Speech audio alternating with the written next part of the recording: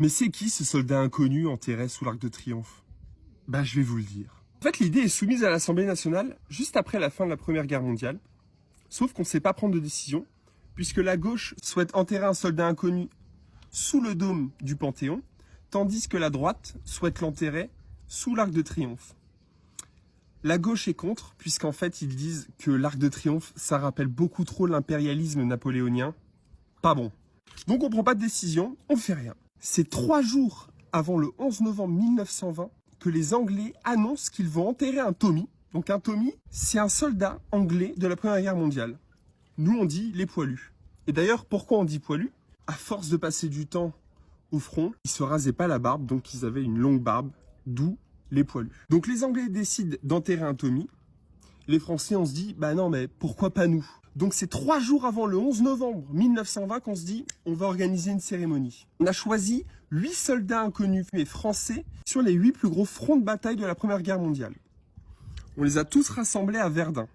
À Verdun, il y a le soldat Augustin Thym, soldat de la 132e infanterie, qui a dû choisir quel soldat serait enterré sous l'Arc de Triomphe. Et il a choisi le 6e soldat, parce que les soldats étaient en face de lui. Il a choisi le 6e.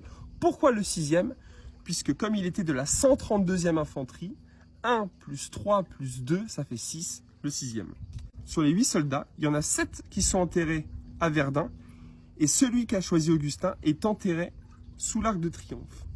Mais ça ne s'est pas passé comme vous le pensez.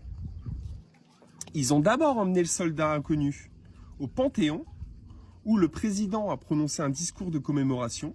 Ensuite, le corps longe l'avenue des Champs-Élysées et est amené dans le pilier gauche de l'Arc de Triomphe. Et en fait, il n'est pas enterré tout de suite. Il arrive dans le pilier gauche de l'Arc de Triomphe le 11 novembre 1920, mais il est enterré seulement le 21 janvier 1921.